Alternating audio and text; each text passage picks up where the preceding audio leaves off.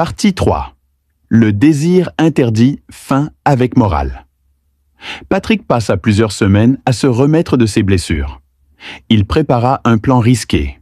Entrer dans la maison de Kesso pendant que celui-ci assistait à un gala politique. Yao, le garde qui l'avait sauvé, accepta de l'aider une dernière fois. La nuit du gala arriva. Patrick réussit à entrer par l'arrière du jardin. Il élimina discrètement 2 gardes. Il monta les escaliers, le cœur battant, jusqu'à la chambre où Nadège était enfermée. Quand elle le vit, elle éclata en sanglots. Ils s'enlacèrent.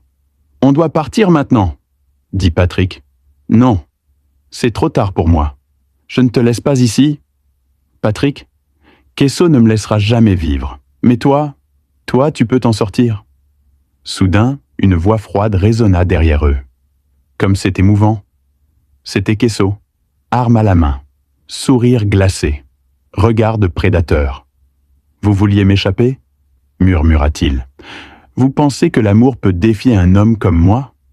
Patrick se plaça devant Nadège. « Tue-moi si tu veux, mais laisse-la partir. » Kesso éclata de rire. « Tu n'es rien, un simple gardien, un pauvre, et tu oses défier un roi ?» Il leva son arme, tira. Patrick tomba à genoux, touché au ventre. Nadège cria et se jeta sur lui. Mais dans un dernier élan de courage, Patrick saisit l'arme tombée d'un garde et tira à son tour. Une balle, une seule, directement dans le cœur de Kesso. Le tyran tomba, mort. Des minutes plus tard, la police arriva. Mais au lieu d'arrêter Patrick, ils découvrirent quelque chose que Kesso cachait depuis longtemps. Des dossiers, des comptes offshore, des preuves de crime. L'État se saisit du scandale et Nadège témoigna. Patrick, lui, ne survécut pas à sa blessure. Il mourut à l'hôpital, la main de Nadège dans la sienne. Ses derniers mots furent « Si c'était à refaire, je t'aimerais encore ». Nadège fondit en larmes, et toute la ville apprit l'histoire du jeune gardien qui avait défié un monstre par amour.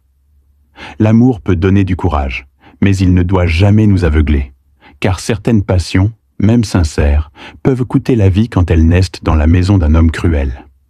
Et dans ce monde, le pouvoir protège les tyrans, jusqu'au jour où une âme pure décide de ne plus avoir peur. Fin de l'histoire. Les histoires de Waddle.